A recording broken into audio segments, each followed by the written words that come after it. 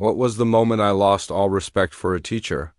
If you'd asked me that a few years ago, I probably would have shrugged and said something boring, like a teacher giving too much homework or yelling at a class for no reason.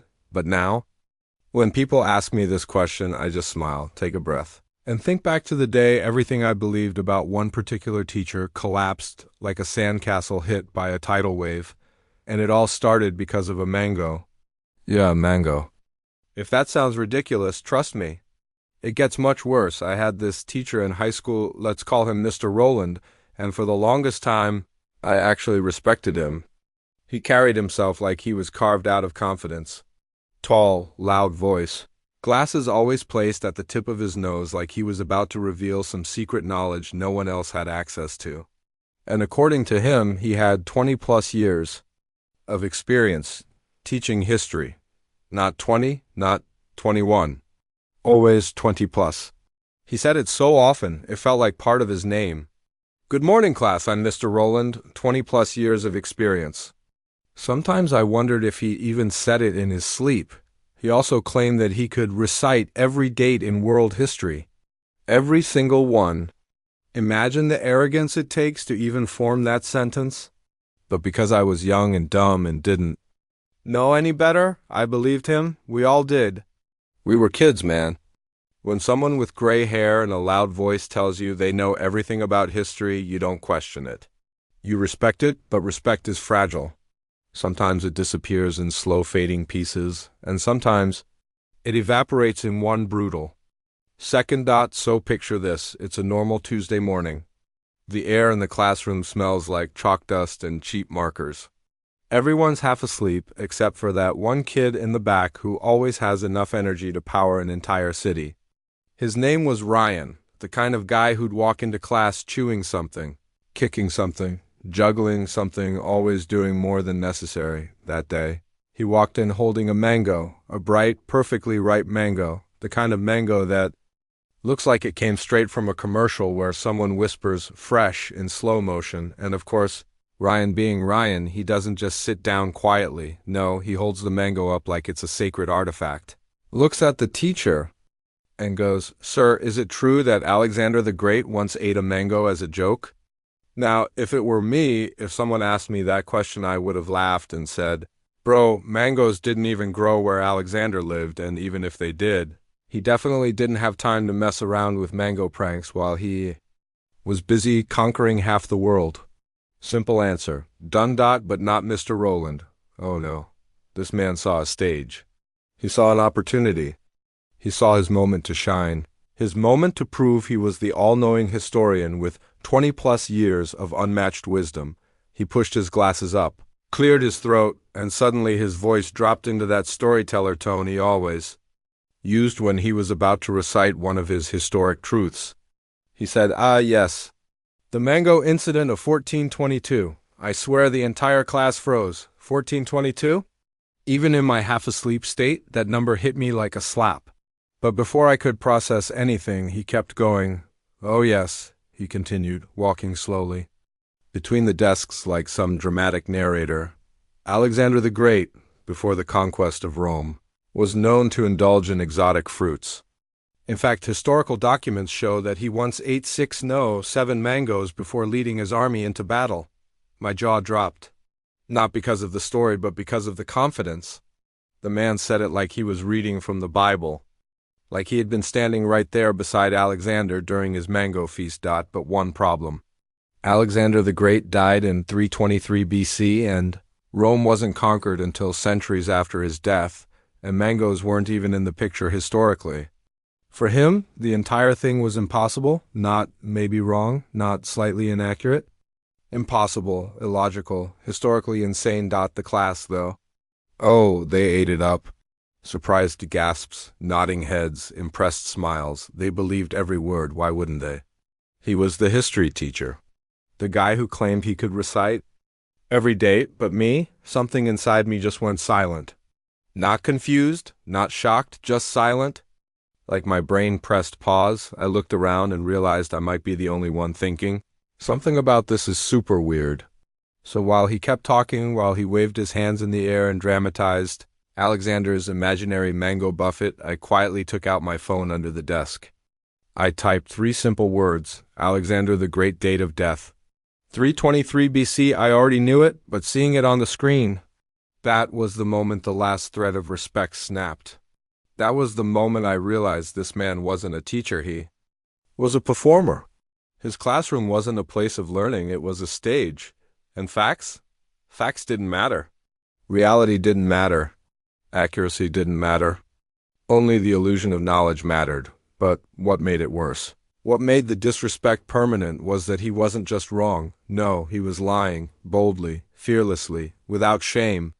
And he didn't care. Not even a little bit. You know how some lies are small? Like mixing up a date or mispronouncing a name? This wasn't that. This was a lie so big it could be seen from space. While the class listened with stars in their eyes, he kept going and going and going.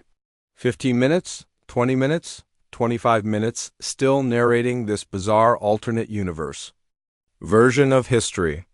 According to him, Alexander didn't just eat mangoes, he loved them. He supposedly carried crates of them during his campaigns. He gifted them to soldiers. He even famously said, "A mango a day sharpens the warriors." Mind, I tried not to laugh. I genuinely did, and then he said something so outrageous that I almost choked. He said, "Some historians even believe the mango is what gave Alexander the energy to conquer Rome." At that moment I knew 2 things. 1, he definitely believed we were all idiots. 2, he had 0 intention of ever telling the truth if a lie sounded more interesting. I leaned back in my chair and looked at him not as a teacher, not as a mentor, but as a man desperately trying to impress a room full of kids who didn't know enough to challenge him, and that hurt more than I expected. God, it's one thing when someone lies to brag. It's another thing when they lie to stay in control. For the rest of the class, he went on and on about the mango saga like he was performing an hour-long monologue. He talked about ancient mango traders, mango ceremonies, mango feasts, and mango offerings before battles. By the time he was done, I'm pretty sure he had rewritten the entire world's history into a mango-themed fantasy, but I just sat there, quiet, holding my phone under the desk, staring at the undeniable truth glowing on the screen. 323 BC, Alexander dead. No mangoes, no Rome conquest. Nothing he said was real. I didn't call him out. I didn't correct him. I didn't even look shocked. I just listened. But inside, something had shifted forever. That was the day I learned that wisdom isn't measured by age or years of experience or confidence or how loudly someone speaks. It's measured by truth. And once someone willingly buries the truth under layers of arrogance and fantasy, there's no respect left to give, and that was only the beginning of the story. By the time the bell finally rang, the class looked like they had just returned from a spiritual mango pilgrimage. Most kids were buzzing with excitement, repeating pieces of Mr. Rowland's imaginary history as if they had discovered some secret chapter no one else in the world knew about. They started saying things like, "Bro, I didn't know Alexander loved mangoes like that. I swear I'm gonna tell my dad that story today. Mangoes made him powerful, that's crazy." And that annoyed me more than the lie it self-taught, because now it wasn't just harmless bluffing. He had planted nonsense inside their heads, and they trusted him completely. I remember packing my bag quietly, slow movements, no rush. My mind wasn't inside the classroom anymore. It felt like it was floating somewhere above, watching the scene from a distance. And from that distance, the truth hit harder. One lie from a person of authority has enough power to become someone else's belief. When I finally stood up to leave, I noticed something unexpected. Mr. Rowland was smiling, not a small, humble smile. No, it was the smile of a man who had just finished delivering a master performance. The kind of satisfied grin an actor gives when he steps backstage, knowing he just gave the audience exactly what they wanted, except we weren't an audience. We were students, and his job wasn't to entertain. It was to teach, but he didn't walk out like a teacher. He walked out like a performer exiting a stage. I stepped into the hallway. Everything felt unusually loud, the chatter, the lockers slamming, the footsteps echoing. Maybe my senses were sharper because my mind was still replaying that entire mango monologue. It looped in my head like an embarrassing video you can't unwatch. I kept wondering, did he think none of us would question him? Did he think the whole world was as clueless as he hoped we were? Or had he been doing this for so long that he actually believed his own fantasies? I didn't have answers, but I carried that question with me the whole day like a weight. When lunch finally came around, I sat with two of my friends, Mark and Jonah. Now, these guys weren't the smartest academically, but they had sharp instincts. The moment we sat down, Mark slammed his tray on the table and said, "Dude, that mango story? That was insane." I was waiting, hoping that the next words out of his mouth would be something like, "No way that was real." But instead he leaned forward, eyes wide, and whispered, "I think it's true." I almost laughed, but something inside me held back because it wasn't funny. It was sad. So I played it calm and asked, "Why?" Jonah jumped in, shrugging like it was obvious. "Dude, he's the teacher. He knows this stuff. Why would he lie about Alexander the Great eating 7 mangoes before conquering Rome?" I stared at him. Not because of the question, but because of how sincerely he had asked it, and that was the moment I understood the real danger. When someone wears the title of teacher, their words automatically become truth for many people, even when those words are nonsense. I took out my phone and showed them the Google search I did earlier. "He died in 323 BC, I said quietly. "There's no way he ate mangoes in 1422, and he definitely didn't conquer Rome." Both of them stared at the screen like it was some kind of trick. Then they looked at me, then at each other, then at the table. Finally, Mark said, "Wait, so he just made it all up?" I nodded. Jonah blinked hard, confused. But why?" I didn't know. "I still don't know. Maybe he liked the attention. Maybe he wanted to feel important. Maybe he enjoyed the power of being believed. Maybe all of them." I didn't answer Jonah. I didn't want to speculate. So instead I just sat back and let the silence settle between us, but that silence didn't last long. Because the universe has a strange sense of humor. Guess who walked into the cafeteria holding a mango? Ryan, the same kid who started the whole thing. The moment he saw us, he burst out laughing and shouted, "Guys, I'm eating the legendary Alexander mango right now." People at nearby tables laughed. Someone recorded him. Someone else yelled, "Eat 7 like the king of Rome." I buried my face in my hands. This was a problem. A big problem. One teacher's fantasy had already turned into a school-wide joke.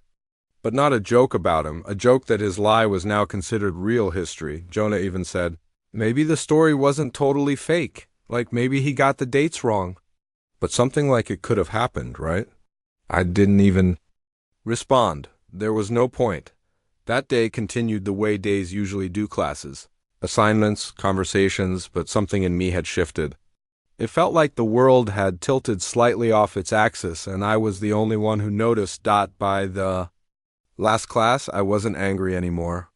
Not confused, not shocked, I was just disappointed. I remember walking into my final period science class, and the moment I sat down, my mind drifted back to the morning. I replayed the entire thing, the way he paced around, the tone of his voice, the confidence, the drama, the exaggerated pauses. It all felt rehearsed, like he had done this kind of thing many times before, and suddenly a thought hit me. What if this wasn't the first lie? What if he had been rewriting history all year and we simply never caught it? That thought unsettled me more than anything else. After school ended, I headed home. I usually didn't think about school once I walked out the door, but that day was different. I found myself replaying everything in slow motion. Walking home, I kept glancing at the mango trees near the sidewalk and shaking my head, thinking, Alexander the Great, mangoes, Rome, what on earth? At home, my mother noticed. I was unusually quiet. She asked if something was wrong. I said no, but the truth was, I was trying to understand how a teacher someone kids look up to could be so careless with knowledge. Later that evening, out of curiosity, I opened my textbook. I flipped through the chapters he taught. And the more I read, the more uneasy I felt.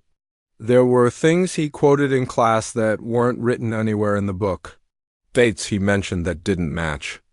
Events he narrated with dramatic flair that had no basis in the text. It felt like discovering cracks in a wall. Cracks I had never noticed before because I was too far away. But now that I was close, I could see everything. That night I sat at my desk for almost an hour thinking about him. His confidence, his ego, his need to perform. And I realized something important. Respect doesn't disappear in anger. It disappears in understanding.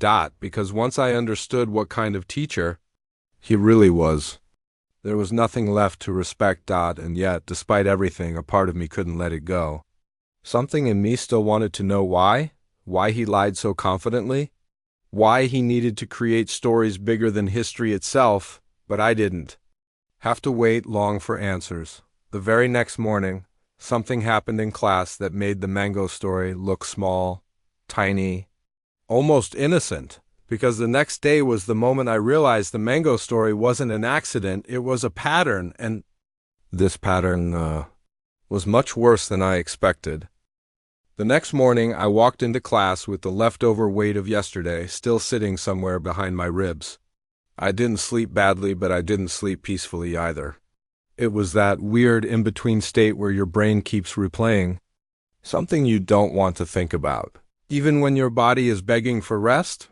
When I reached the classroom door, I paused for a second. Not because I was scared or anxious, nothing dramatic like that. I just wanted to look at the room before stepping inside. It was strange, but for the first time, the classroom didn't feel like a place of learning. It felt like a stage I was stepping into again. A theater where the audience didn't know the actor was lying. I took a breath and walked in. Mr. Rowland was already standing in front of the board, adjusting his glasses like he always did, humming to himself. He did that sometimes, hummed random old songs while preparing his lecture, except today the humming felt different. Too happy, too confident, as if yesterday's applause or whatever reaction he imagined had fed his ego like gasoline. Thrown on a flame. Students trickled in slowly, chatting, laughing, settling into their seats. I kept my head down, took my usual spot in the third row, and waited. The bell rang. Conversations died down. And then he turned around with the same dramatic flair he used for every lesson. But here's the thing, his face told me everything. He wasn't just ready to teach. He was ready to perform again. "Good morning, class," he said in that voice full of theatrical authority. "Today we'll be talking about the early civilizations of Europe." I almost relaxed. It sounded normal, safe, mango-free, but I should have known better, because he didn't even make it past the first minute before things took a sharp turn into the bizarre. He began pacing slowly, hands behind his back, voice calm and smooth. Many people believe the Roman Empire was the first major influence on European structure, he said. But what most of you don't know is that Rome was actually founded by a tribe of nomadic farmers from eastern Mongolia. My head snapped. Up? What? Even the class paused. Not because they knew it was wrong, but because the sentence sounded unusual. But before anyone could process it, he continued, yes. A tribe known as the Targalans. They traveled thousands of miles across mountains and rivers, eventually settling in the lands that would become Rome. Their leader, Emperor Holos, famously said, he stopped dramatically. You could hear the silence tighten in the room. A nation is born not from soil, but from courage. Some students nodded like they were hearing wisdom no one else had ever uncovered. I closed my eyes, counted to 3. Opened them again, hoping I'd misheard him. Idea in single quotes de Argiolins, Emperor Holos, Mongolia founding Rome. Not just historically wrong, impossible. This wasn't a mistake. This wasn't misinformation. This was full-blown fiction. Sold as education. He kept moving around, drawing random shapes and arrows on the board while narrating this imaginary history with such confidence that it genuinely made my chest tighten. This wasn't like the mango story, at least that was absurd enough to feel like a one-time slip, but this was deliberate. For a moment I just sat still and listened, letting his voice wash over me like static. I wasn't even angry. I was observing him, studying the way he taught. The fluency of his lies. The ease with which he invented entire civilizations on the spot. He wasn't hesitating. He wasn't accidentally mixing up information, he believed himself, and that scared me more than any lie. At one point, he even turned toward us and said, "If any of you search this up online, you may not find much. That's because real history isn't always preserved accurately." Translation: Don't Google my lies. I leaned back in my seat and just stared at him, not blinking. He didn't notice. Why would he? He wasn't looking for truth. He was looking for an audience, and the class was giving him exactly what he wanted. About 30 minutes in, he switched topics as casually as switching TV channels. And, of course, he said, one of the greatest symbols of the early European kingdoms was the golden lion helmet worn by the legendary warrior King Ulrich. Another dramatic pause. His helmet alone weighed 37 kilograms. A few kids gasped. He smiled proudly, like he'd delivered a masterpiece. I rubbed my forehead. 37 kilograms? A person would snap their neck wearing that thing, but he continued, voice rich and confident. King Ulrich fought 300 battles, never losing a single one. They say he could lift a horse with one arm. A horse, lifted, with one arm. At that point, my brain numbed itself to protect me. I didn't even bother checking Google this time. I knew none of this existed, but then something happened. Something. Small. Something quiet. Something that changed everything. Girl sitting behind me, Emily, raised her hand slowly, hesitantly, like she wasn't sure if she was allowed to question him. When he noticed her hand, he nodded sharply. Double quotes, yes, Emily? She swallowed and said very politely, "Sir, I'm just a bit confused. I thought Rome was founded by the Latins, not Mongolian tribes?" You could feel the tension in the room shift, not dramatically. Not loudly? Just enough to make every student subtly watch him. For the first time that day, his face stiffened, not visibly angry. Not embarrassed. But stiff like a crack had appeared in the mask he wore. He smiled, but it was a forced smile, thin, sharp. "Ah," he said, waving dismissively, "you've been reading from those old, outdated textbooks. They simplify history far too much. The Mongolian origins are something only historians with real depth understand." There it was again. Arrogance disguised as expertise. Emily nodded quietly, but she looked uneasy. I felt something stir in me, not anger, not frustration, just a deep, heavy sadness, because she wasn't trying to challenge him. She was trying to learn. And instead of being guided gently, she was brushed aside for daring to question a fantasy. The next 40 minutes were more of the same. More invented kingdoms, more imaginary emperors, more fabricated speeches, more completely impossible, historic facts delivered with absolute confidence. By the time the bell rang, my brain felt like it had been dragged through a swamp of nonsense. Students filed out of the classroom, talking excitedly about King Ulrich, the horse lifter, and the Mongolian founders of Rome. I watched them walk away, each one carrying a little piece of his fiction with them. Believing it was knowledge, I stayed behind a moment, gathering my books slowly. When I finally turned to leave, something happened that made me freeze mid-step. Mr. Rowland called my name. Not loudly, not dramatically, but in a tone that said he had been watching me the entire time. "Come here for a second," he said. I hesitated, then walked over. He looked at me for a long moment, eyes sharp behind the glasses, and said, "You're very quiet today." I shrugged. "I'm just listening." He nodded slowly, leaning forward. "Listening is good, but you must learn to trust your teacher. History isn't always what you find on the internet." Something about the way he said it, calm, controlled, gentle, made my skin crawl. I forced a neutral smile, nodded once, and walked away. But inside, something had changed again. Yesterday was confusion. Today was clarity. This wasn't just a man who lied. This was a man who needed to be believed, needed to be admired, needed to be unchallenged. A man who feared the truth because the truth would expose him, and that meant the mango story wasn't an accident. It wasn't a one-time exaggeration. It was a warning, a small crack showing a much bigger problem. And the next day, that crack was going to explode. I walked out of that classroom with the bell still echoing in my ears, like someone had struck a massive metal plate and left the vibrations hanging in the hallway. People rushed past me like every other school day, laughing, shoving, complaining about homework or lunch or who pushed who, but everything felt quieter to me, like all the sound had been drained out and I was left standing in a strange, muffled world. I didn't even realize I was walking until I reached the water fountain and leaned my hands on the cold metal rim, trying to steady myself. It wasn't that something dramatic had happened. Nobody screamed, nobody threw a desk, no scandal broke out. It was just a story, a ridiculous story about Alexander the Great eating mangoes in 1422 before conquering Rome. A story so obviously fake that even a half-asleep student could spot it. And yet, something about today felt heavier, sharper, like I had just seen someone's mask fall for the first time, for years.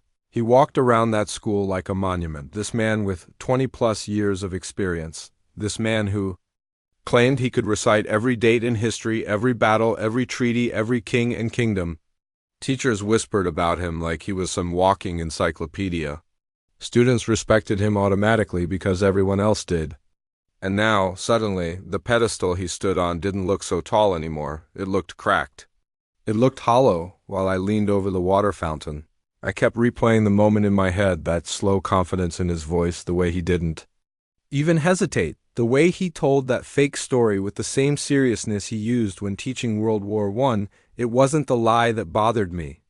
It was the certainty, the ease, the complete lack of shame. The way he didn't care if anyone in that room actually knew the truth. It made me wonder how many other things he had said with that same tone. How many things we had believed just because he made them sound believable. I pushed myself away from the fountain and headed down the hall. The sunlight from the open windows hit the floor in long, bright rectangles, and every step I took felt like it echoed louder than it should. I wasn't angry, just unsettled. Like I had cracked open a door that was never meant to be touched. When I reached my locker, my best friend Sam was already leaning against it, tapping his foot like he always did when he was bored. He raised an eyebrow when he saw my face. "You look like someone told you your dog joined the army," he said. I didn't laugh. Normally I would have. But today felt off. "Bro," I said quietly, "you won't believe what happened in history class." Sam snorted. "Someone finally karate kicked his lecture notes off the desk?" I shook my head. "Worse, a kid brought a mango," asked a joke question. "And I paused, because saying it out loud felt even more unreal. He told the class Alexander the Great ate mangoes in 1422 before conquering Rome. Sam stared at me. Blink, blink. That doesn't even make sense," he finally said. "My brother is 12 and he knows Alexander died before Christ." "Exactly," I said, "and Rome was already, like, Rome." "Exactly." Sam leaned his head back against the lockers and let out a slow whistle, the kind people do when something is so stupid it shocks them into silence. "So he just made it up?" Sam asked. "He didn't even blink," I said. "He told it. Like a bedtime story, with confidence. Like he knew we'd all swallow it." That was all Sam said. But the way he said it told me he understood why I looked the way I did. Because something like this doesn't just make you question a story. It makes you question the storyteller. We walked to our next class, but my mind wasn't there. I couldn't focus on the walls, the posters, the chatter of other students. Everything seemed far away, muted.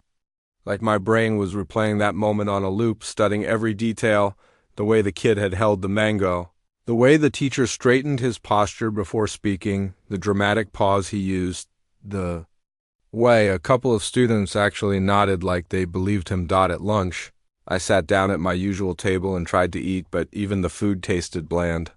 Sam nudged me with his elbow. "Dude, you're thinking about him again." "I know," I muttered. "Why?" he asked. I didn't have an answer at first. I just poked at my food and stared at the table, listening to the clatter of trays, the loud laughter from the group near the windows, the sound of someone dropping a can of soda on the floor. Everything around me was loud, but inside my head, there was just one thing playing. It's not about the mango. I finally said. No kidding, Sam replied. It's about the fact that he didn't care if it was true or not.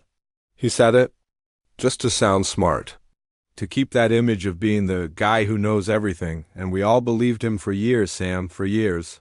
Sam nodded slowly. He wasn't laughing anymore. He wasn't cracking jokes. He was quiet, thinking, that is kind of messed up, he said. It is.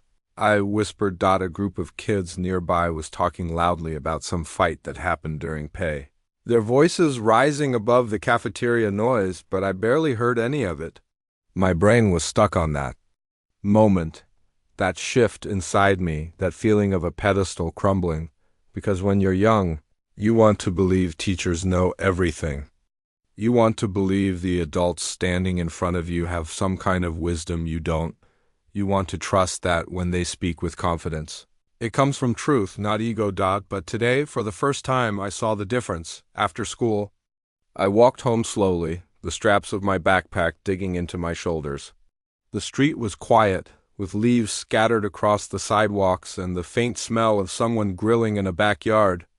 Normally I would have been humming or kicking a pebble around, but today I just walked, lost in thought. My house came into view, the same pale wall, the same squeaky gate, the same little porch where I sat during summers. But stepping onto the porch today felt different, like I had walked from one world into another. I pushed open the door, kicked off my shoes, and tossed my backpack onto the chair. My mom called from the kitchen asking how school was. I opened my mouth to answer, but the words didn't come out. I didn't know how to explain that something tiny, something silly, something that looked like nothing from the outside had somehow shifted the way I saw a person I'd trusted for years. I went to my room, closed the door halfway, and sat on the edge of my bed. The sunlight through the window painted the floor in long orange stripes, and the quiet of my room wrapped around me. That's when it hit me. It wasn't just a story. It was the moment I realized something important, something I didn't have. The words were at 11 or 12, but something I understood fully much later. Respect doesn't shatter all at once. It loosens. It cracks. It erodes silently, slowly, like a thread snapping inside you. Today was the first snap. And once you hear that sound, even if no one else hears it, you can't pretend it didn't happen. I lay back on my bed, staring at the ceiling, feeling that strange weight settle in my chest. It wasn't anger. It wasn't disappointment. It was understanding, the kind that creeps up on you and changes the way you look at someone forever. That night, I barely slept. Every time I closed my eyes, I saw that mango in the kid's hand, that confident expression on the teacher's face, that ridiculous, impossible date he said like it was absolute truth. I didn't know it yet.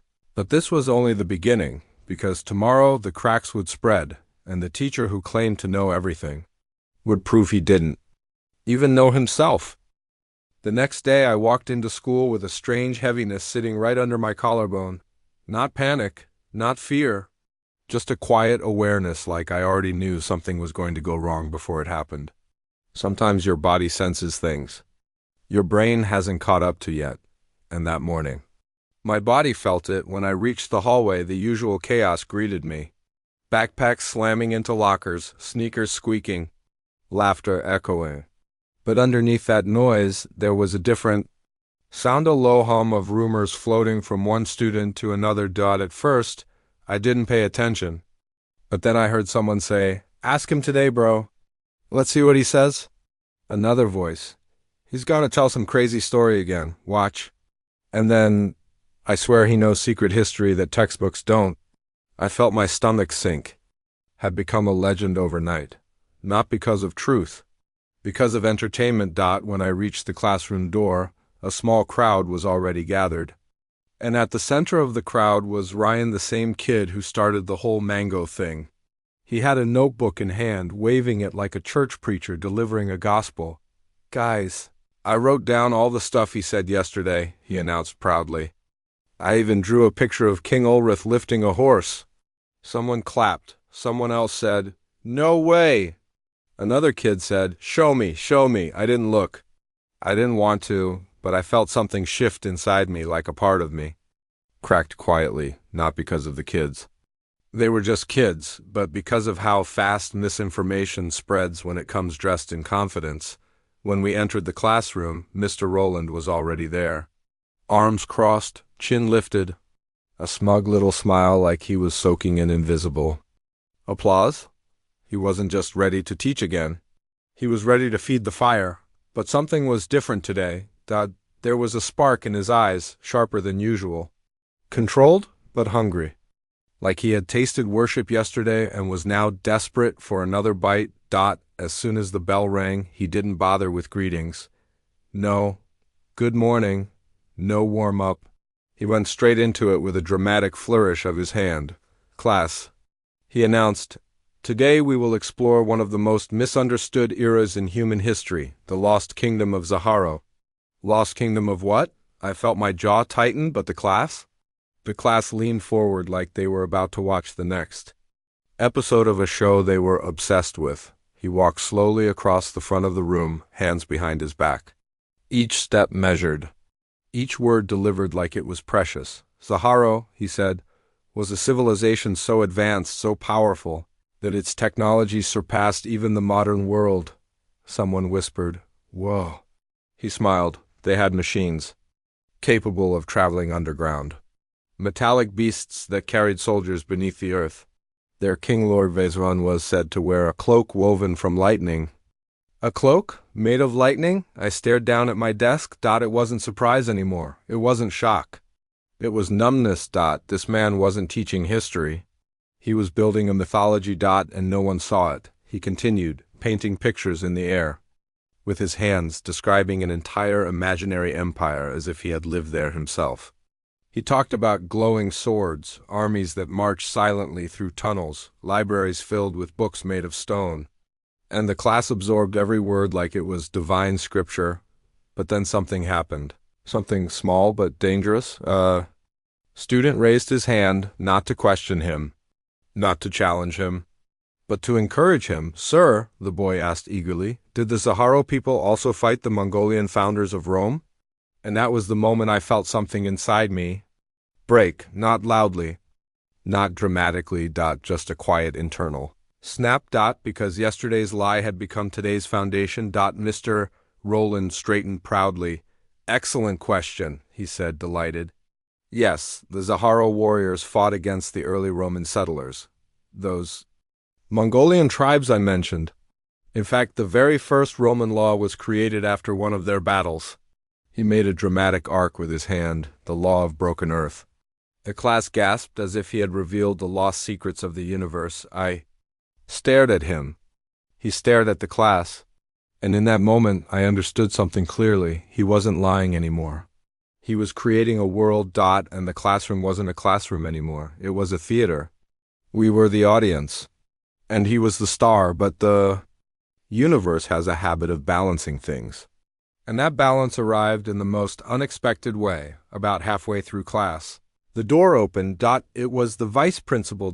She was a quiet woman, strict, calm, always composed. She stepped inside with a clipboard and a polite smile. Good morning, she said. The class chorused a confused greeting. Mr. Rowland straightened a little too quickly.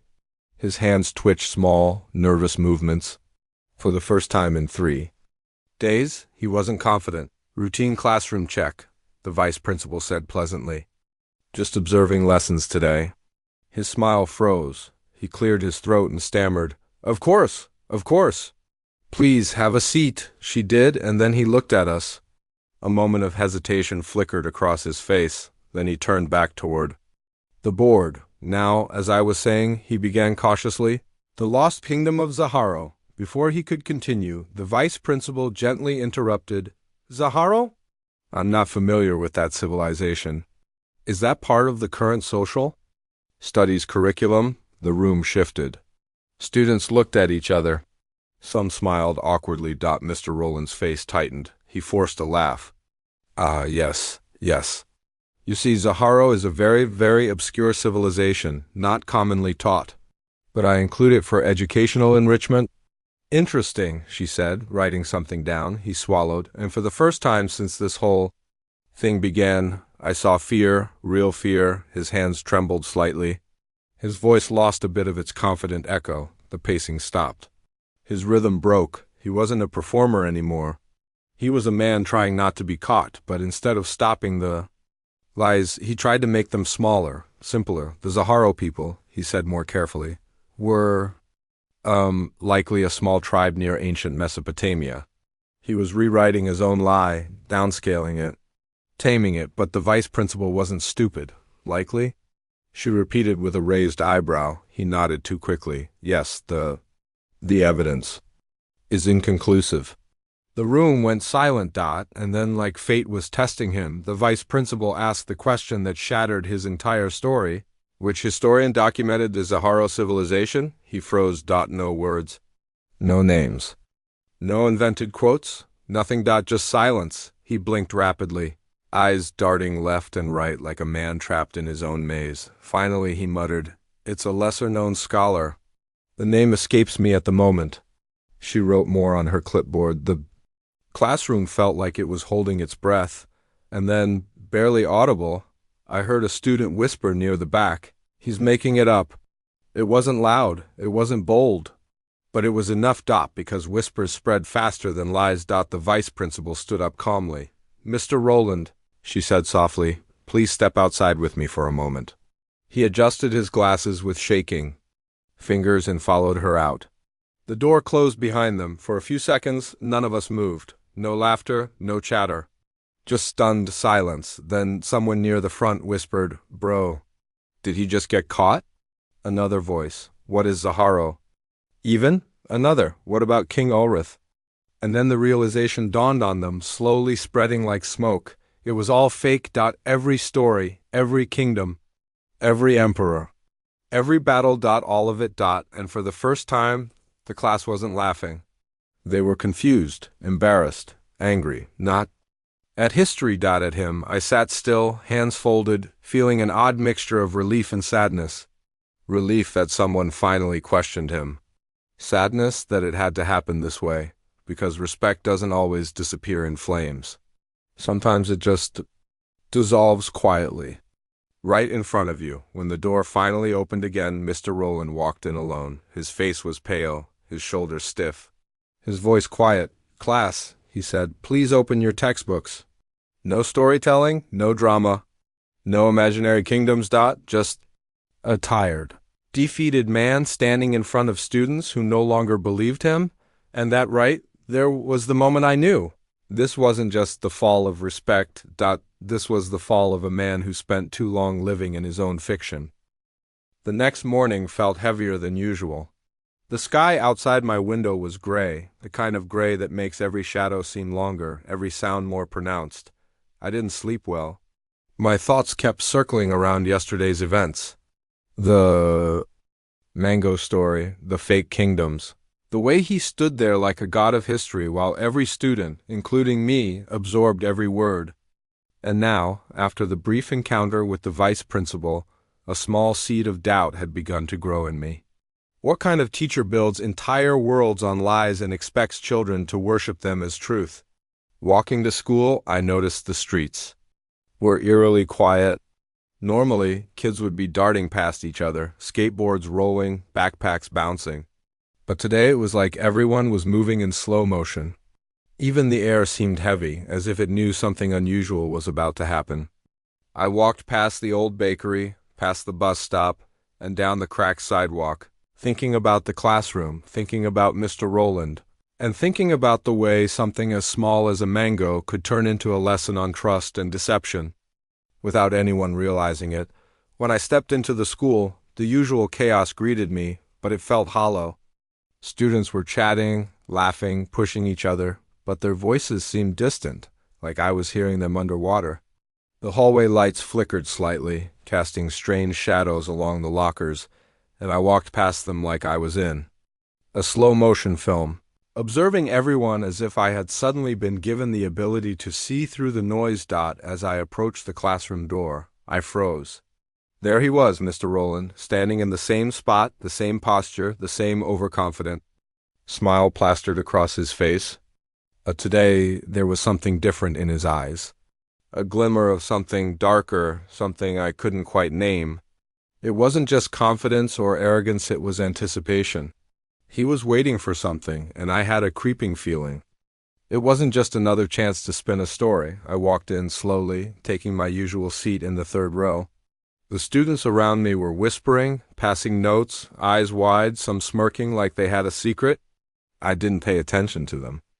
My focus was entirely on him.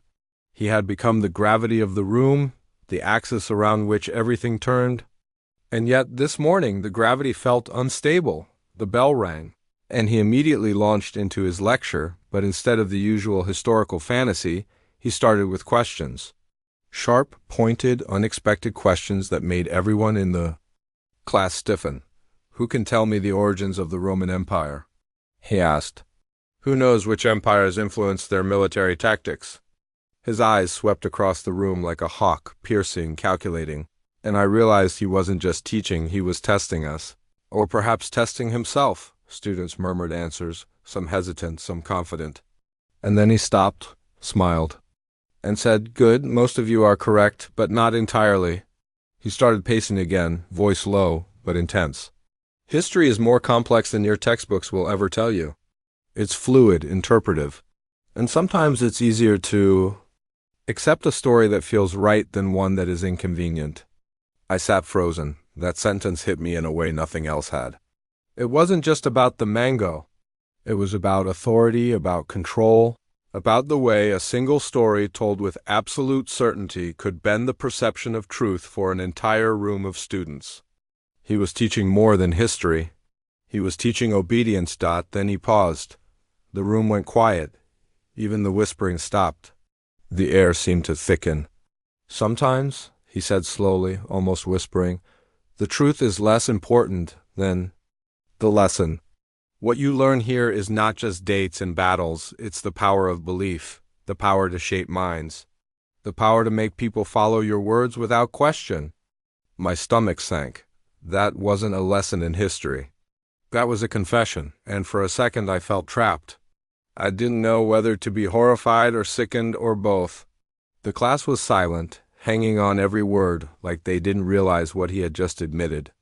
But I did. The rest of the morning passed in a haze. He didn't go back to mangoes or fictional kingdoms. Instead, he told smaller stories, little anecdotes from imaginary events, slipping them into actual historical lessons. Students nodded, took notes, laughed at the jokes, but I couldn't join in. I wasn't part of the story anymore. I was a witness to the unraveling of trust. By lunch, I could feel a tension building in me that I had never experienced before. I walked to the cafeteria, sat down at my usual table, and just stared at my tray. Sam noticed right away. "You're quiet again," he said, poking my shoulder. "Seriously, what's going on with you?" I shook my head.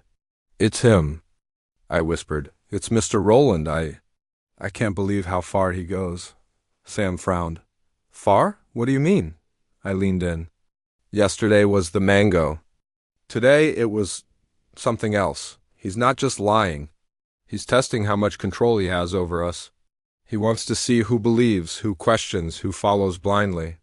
Sam looked at me slowly, like he was processing what I just said. "You think he's manipulative?" I nodded. "Not think." "I know, and I can't stop thinking about it. Every story, every lesson, every confident word he said in class before, it could have been the same thing." We sat in silence for a moment. I could hear the clatter of trays and the laughter around us, but it felt like it was happening in another world. I realized then that the weight I had been carrying wasn't just about a single lie. It was about the realization that someone I trusted, someone with authority, someone who was supposed to guide us, had been living in his own fiction for years, and we had been his unwitting audience. When the final bell rang, I didn't rush out like usual. I lingered, letting the noise of the school wash over me, trying to make sense of what I had just witnessed. And then I saw him, Mr. Rowland, standing by the exit, watching us leave with that same overconfident smile. But today it felt different. Today it wasn't confidence, it was predatory. He wasn't just performing. He was measuring, calculating, deciding how far he could push. I left the school slowly, my thoughts heavy.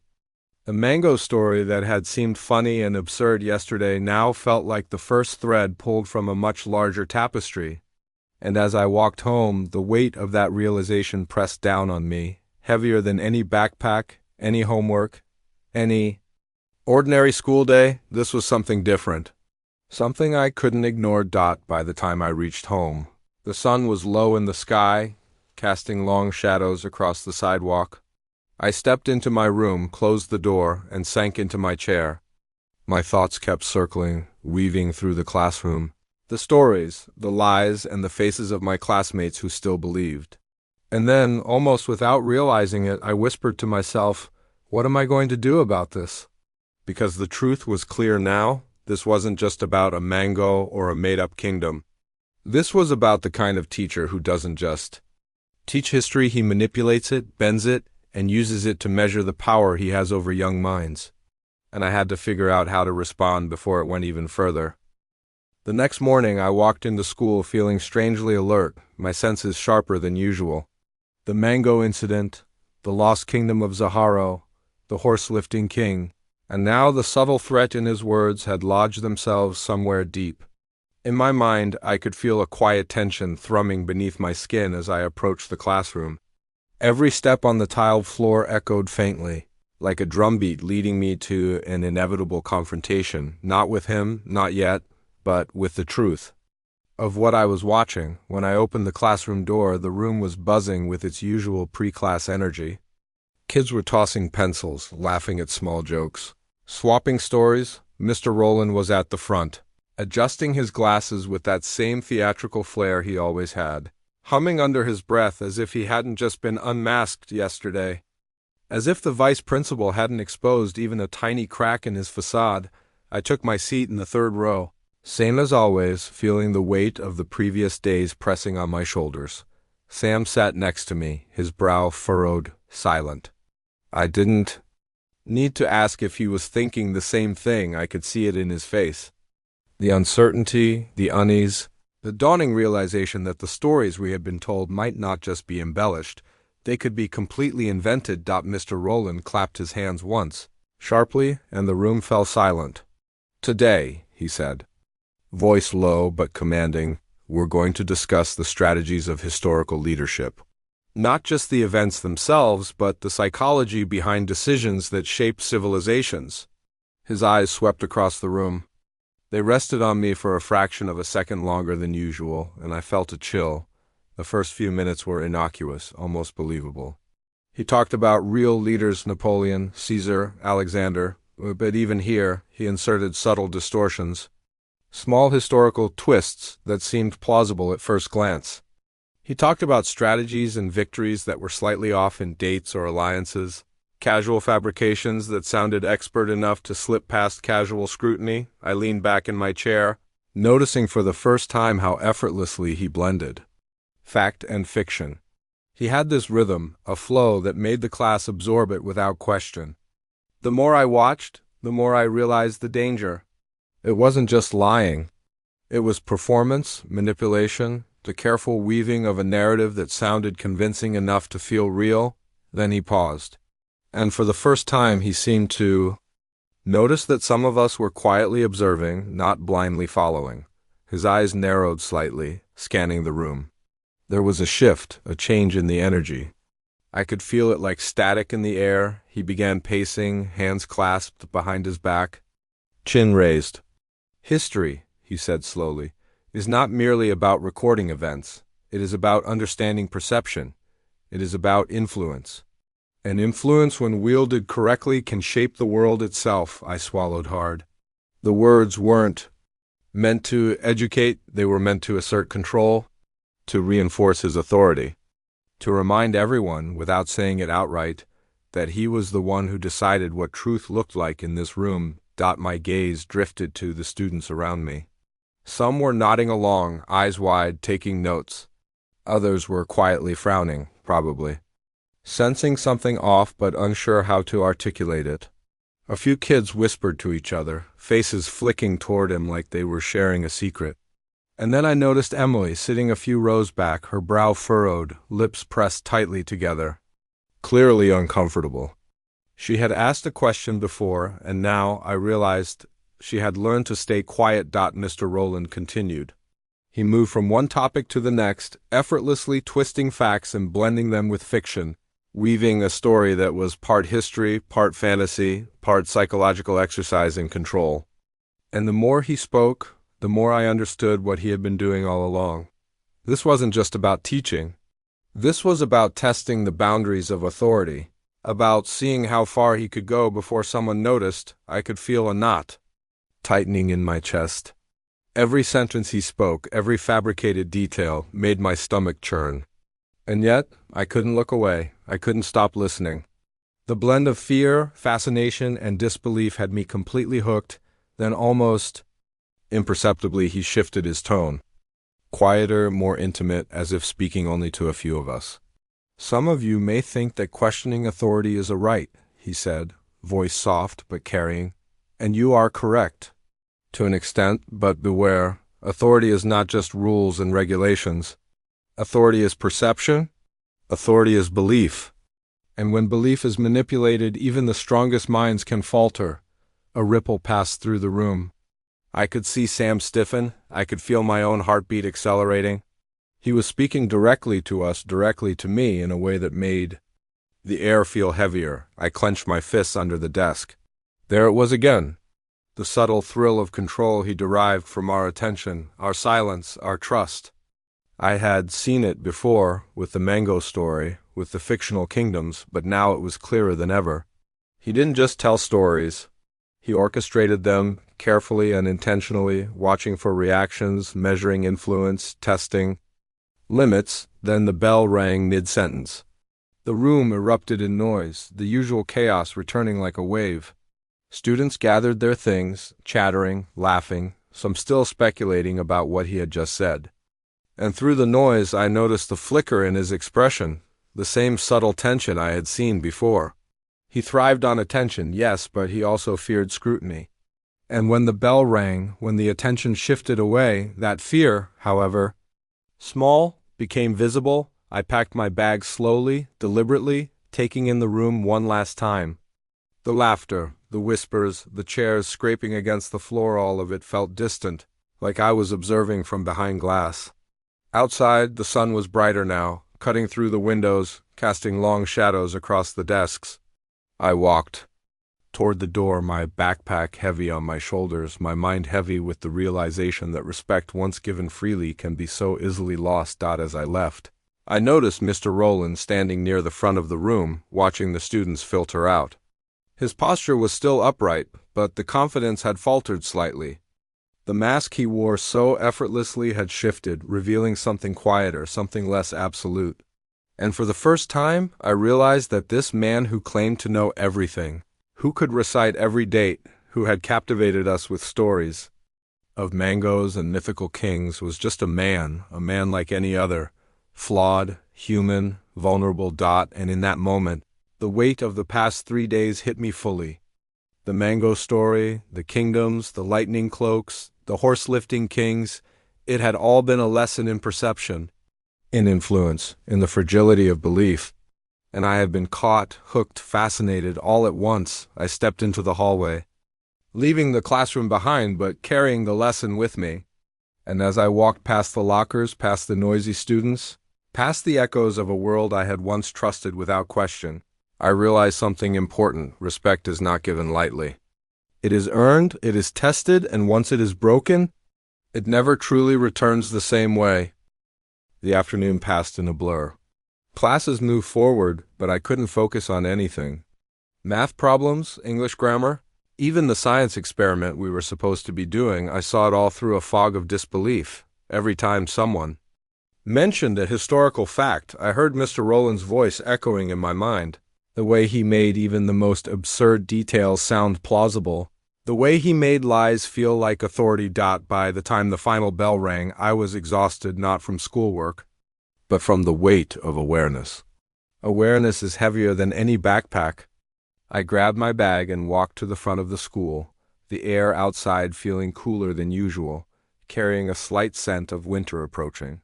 Leaves crunched underfoot, students shouted as they clustered in groups, waiting for parents, buses, or rides, but I moved through them as if in a fog, lost in thought. I couldn't stop replaying the day. his quiet, subtle manipulations, the way he measured reactions, the way he planted tiny seeds of belief, waiting for us to water them unknowingly. And the realization settled in like a stone in my chest. This was more than teaching. This was an exercise in control. He had turned every classroom moment, every story, every history lesson into a performance, and we were his audience, unwitting participants in his experiment on perception and obedience. At home, I shut the door to my room and collapsed onto my bed. My thoughts didn't stop. They spun and twisted, revisiting moments from the past week. The mango story, absurd and ridiculous, had been a window into something bigger. Every tale he told, every invented date, every mythical king, none of it was harmless. It was deliberate, calculated, a way to measure influence, a way to assert control without anyone noticing. I lay there, staring at the ceiling, thinking about the concept of authority. The more I thought, the more uncomfortable I felt. Authority was supposed to be a guiding force, a presence that offered knowledge and wisdom, but what Mr. Rowland had shown me was different. Authority could be a tool for manipulation. It could be a cloak, a mask, a story told with enough confidence to bend perception. And he wore it like armor, knowing that most of us would never question it until yesterday. The phone buzzed on my desk. Sam, yo, his text read. Lunch tomorrow? Need to talk about everything. I typed back quickly. Yeah, same place. Even texting him felt surreal. I wanted to talk, to share, to unpack the chaos in my mind, but words seemed insufficient. How do you explain that a teacher you trusted had just shown you the fragility of respect? How do you explain that? A mango and a made-up story had become the keyhole to an entire universe of manipulation you never noticed. That night I barely slept. Every time I closed my eyes, I saw the classroom. I saw Mr. Rowland standing at the front, the glow of confidence on his face, his voice commanding yet playful. I heard the absurd dates, the ridiculous kingdoms, the horse-lifting kings, and in the back of my mind I knew it wasn't just entertainment. It was deliberate, calculated, purposeful. The next morning I woke up early. I didn't have to. My thoughts had been awake long before my alarm rang. I dressed quietly, ate breakfast in silence, and walked to school with a strange determination. Today, I decided I wasn't just going to observe. I was going to notice everything. Every word, every gesture, every pause. I wasn't going to let him manipulate me or anyone else without realizing it. When I entered the classroom, I immediately noticed the subtle changes. Students were whispering more than usual, glancing nervously at each other. Some were avoiding eye contact with Mr. Rowland. Others were unusually quiet, pencil hovering over paper as if waiting for permission to write. And he noticed. His eyes flicked across the room, sharp, assessing. Aware that something had shifted, he began class as usual, hands clasped behind his back, pacing slowly. Today, he said, voice calm, deliberate, we're going to discuss the great battles of antiquity, but not just battles. Strategies, motivations, psychology behind decisions. His eyes landed on me. Just for a second. Enough to send a chill down my spine. As he spoke, I noticed patterns I hadn't before. The slight hesitation before he invented a detail, the way he gauged reactions from the class, the small smiles or nods he received when a story landed convincingly. Every word, every gesture measured. He wasn't teaching, he was testing. And, I was determined not to be an unwitting participant this time. A kid raised his hand timidly. Sir, did the Battle of X happen like that? Mr. Rowland's eyes lit up. Ah, an excellent question, he said, voice warm, confident. The Battle of X, well, there are many versions. Some sources say one thing, some say another.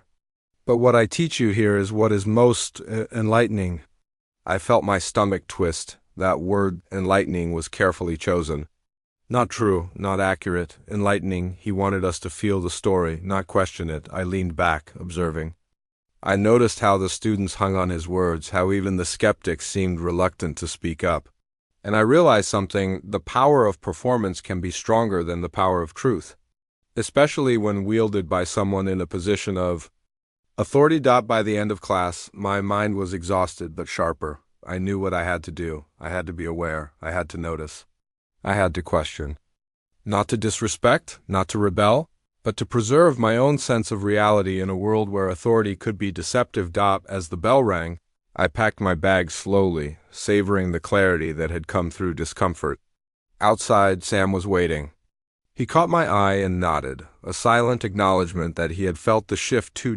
We walked home together, neither of us speaking at first. The air was crisp, carrying the faint scent of winter approaching.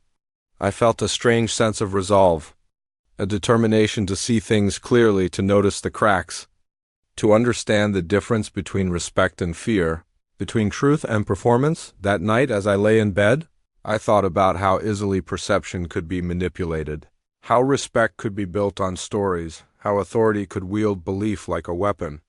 And I understood, finally, that the moment I had truly lost respect for Mr. Rowland wasn't when he told the mango story. It was when I realized he didn't care whether we believed the truth. It was when I saw that his stories, his performance, his authority were all about control, about influence, about feeding his own ego, and I knew, deep down, that nothing would ever be the same in that classroom again. The next day felt heavy, almost oppressive as I walked to school. The sky was overcast, casting the hallways in a muted gray light that made shadows stretch longer, sharper. Normally, I would have been distracted by the usual chatter, the locker slams, the laughter bouncing off walls, but today it all seemed distant, like it existed in another layer of reality. My thoughts were entirely on Mr. Rowland and the growing awareness of what his lessons really were. Not teaching, not educating, but testing, manipulating, performing. As I approached the classroom, I noticed something subtle in the air. Kids were quieter than usual, some glancing around nervously, whispering in small clusters. It wasn't fear exactly, more like an undercurrent of unease. A few students were exchanging glances, smirks that didn't quite reach their eyes. The kind of look that says, I see it too, but I don't know what to do about it. I walked in, taking my seat in the third row as usual. Sam slid in beside me. A quiet nod exchanged between us, an unspoken agreement that we were now acutely aware of the dynamics in the room. The usual energy was there, students shuffling papers, whispers, the low hum of anticipation, but it felt muted, almost cautious. Mr. Rowland appeared at the front, straight-backed, chin lifted, eyes scanning the room. For a moment he hesitated, almost imperceptibly, as if sensing that the balance had shifted. The tiny cracks in his authority from the previous days, the exposure, the questioning, the awareness growing among some students had unsettled him. He smiled, but it wasn't the same confident, predatory smile from before. There was a hint of tension, subtle, barely visible, but I saw it. Good morning, class, he began, voice calm even. Today we will examine historical narratives, how stories are told, how perception shapes memory, and how interpretation can sometimes overshadow fact. I froze. That sentence was carefully crafted, deliberate. He wasn't just teaching anymore. He was testing us, probing our understanding, trying to gauge whether we had noticed the pattern, whether we were aware of the manipulation. As he spoke, he blended fact and fiction in a way that had become almost second nature to him.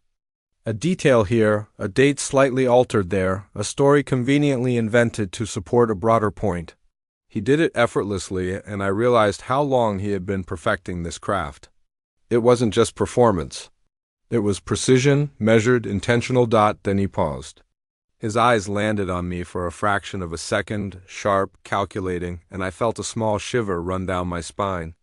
He knew I had noticed. He had always noticed the ones paying attention, the ones who observed more than they participated. And, now that awareness had put me in his sights. History is not merely a collection of facts, he said slowly, voice low but resonant. It is a living, breathing narrative. And those who can shape the narrative can shape perception.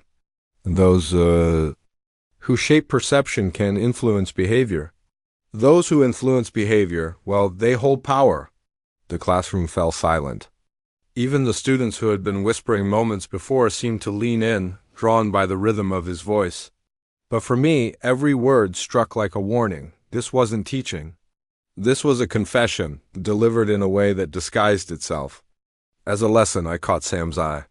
He looked as unsettled as I felt, a quiet acknowledgement passing between us that we were no longer merely students in a classroom. We were witnesses, observers of a man wielding influence like a scalpel, cutting through perception with precision. A hand went up near the back. Emily. She asked a question about a historical battle, one that I knew from memory had been misrepresented. In the textbooks, Mr. Rowland's eyes flicked to her. A momentary hesitation, and then he answered with his practiced ease, spinning the story just enough to seem credible, just enough to test whether anyone would notice the distortion. The rest of the class nodded along, taking notes, but I didn't. I just watched, absorbing every word, every gesture, every subtle shift in tone. I realized that the power of his performance relied on the collective suspension of disbelief. As long as most students accepted the story, even partially, it strengthened his authority.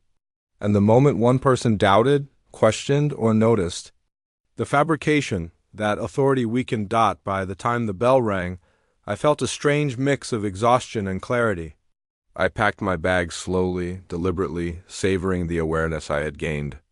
Outside, Sam was waiting, his expression unreadable. We walked together in silence, passing groups of students laughing and joking, oblivious to the subtle power play that had unfolded in the classroom. When we reached the corner of the street, I stopped. "Sam," I said quietly, "we can't. Just keep letting this happen. He's not just teaching. He's manipulating, and we've seen it now. We can't pretend it's normal." Sam nodded slowly. "I know, but what can we do?" "It's him. He's Mr. Rowland. Nobody questions him, except now we have." "That's why we have to," I said, voice firm. "Because if we don't, someone else will fall for it, and they won't even notice." We continued walking, the silence between. It was heavy but purposeful. For the first time, I felt the weight of responsibility. Not just for myself, but for the truth, for the students who hadn't noticed, for the integrity of what education was supposed to be. That night, I lay in bed, staring at the ceiling, the events of the week replaying in my mind. The mango, the lost kingdom of Zaharo, the horse-lifting kings, the invented dates, the subtle manipulations. They weren't isolated incidents. They were patterns, deliberate, calculated. And the realization was sobering. Respect is not given freely. It is earned through integrity, through honesty, through accountability. And once it is broken, once it is exploited, it cannot be fully restored. As I drifted toward sleep, I felt a strange combination of fear and determination. Fear of the subtle power wielded by someone we trusted, and determination to see clearly, to question, to not be a passive participant in manipulation, because by now, it was clear this wasn't just about a teacher telling lies. This was about understanding the difference between authority and control, between respect and fear, between truth and performance. And I had to navigate it carefully, or risk being caught in the web of influence myself. The days that followed felt like walking through a haze. I went to school, sat in the third row, and observed. Every lecture, every gesture, every word Mr. Rowland spoke felt heavier now, laden with intent. I couldn't unsee what I had seen, and I couldn't unknow what I had realized. The man who claimed to know everything, who could recite every date in history, who captivated the classroom with stories that twisted fact and fiction seamlessly, was not infallible. He was deliberate, he was calculated, and he was human-flawed. Ego-driven and addicted to influence. By midweek, I had started keeping mental notes, cataloging patterns. The way he paused before inventing a detail, the way he gauged reactions when he slipped in a fabricated story, the subtle changes in tone when someone questioned him, the tiny smirks when a story landed perfectly, all of it formed a blueprint. And the more I watched, the more I understood the depth of his control. It wasn't malicious in the obvious sense. It wasn't about harming anyone physically. It was about control, perception, and the thrill of wielding belief like a weapon. Sam and I began talking quietly after class. Our conversations intense, whispered, careful. "You see it too, right?" I asked one day as we walked home through. "The quiet streets, the winter sun low in the sky." "I see it," Sam replied. "It's like he's conducting an experiment. On us, on perception, on belief. Exactly, I said, and we're part of it. Whether we like it or not. We didn't speak much after that, but the silence was loaded with understanding. The mango story, absurd as it was, had been the first thread. Pull it, and you find the tapestry unraveling, revealing the mechanics behind every tale he told, every lesson he performed. One afternoon, I stayed after class, pretending to organize my books while he collected his notes. He glanced at me, that subtle, almost imperceptible flicker of recognition in his eyes, the acknowledgement that I had noticed, that I was aware. See something interesting? He asked, voice smooth, calm, confident. I met his gaze steadily.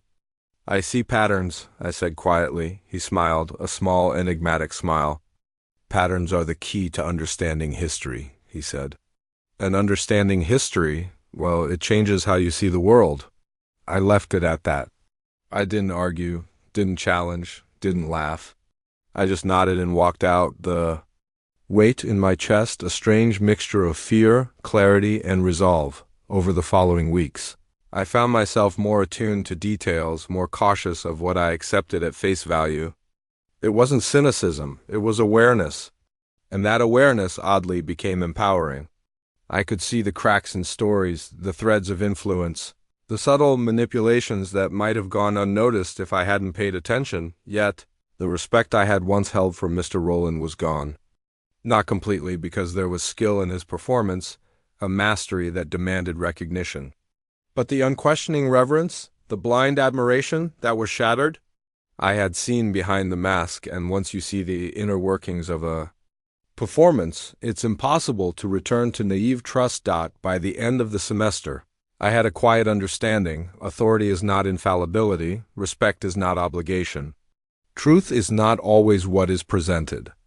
And sometimes the most extraordinary stories, the ones told with confidence and flair, are not true at all, but they are a lesson in themselves. I remembered the mango. I remembered the date 1422, the 6 or 7 mangoes Alexander supposedly ate, the mythical battles, the invented kingdoms. I remembered the way Mr. Rowland's eyes lit up with confidence, the subtle thrill he derived from our attention. And I understood, finally, that the moment I truly lost all respect for him was not just about a lie. It was about seeing a man who had cultivated influence as an art form, who valued perception over truth, performance over integrity. Walking through the hallways on the last day of the semester, I noticed things I had never noticed before. The posters on the walls, the chatter of students, the casual authority of teachers passing by, they all felt layered with meaning. I had learned more about human nature, influence, and perception in those months than I had in years of history. Lessons, and strangely I was grateful even for the discomfort, the doubt, the disillusionment, because it wasn't just about Mr. Rowland, it was about learning to see, to question, to understand the difference between admiration and respect, between belief and obedience. It was about knowing that authority can be wielded, manipulated, and performed, and that true respect must be earned, not commanded. As I walked out of the school for the last time that semester, the sun setting low on the horizon, I felt a quiet resolve settle over me. I knew I would never look at authority the same way again. I knew I would question, observe, and hold myself accountable for what I believed. And I knew, deep down, that the lesson of the mango, absurd and ridiculous as it had been, would stay with me forever, because the moment you see the cracks, the flaws, the patterns of manipulation, you can never unsee them. And once you've lost that naive respect, you carry the clarity and the caution with you for the rest of your life. And that is the story of the day a mango, a made-up date, and a confident teacher forever changed the way I viewed trust, authority, and the fragile nature of respect.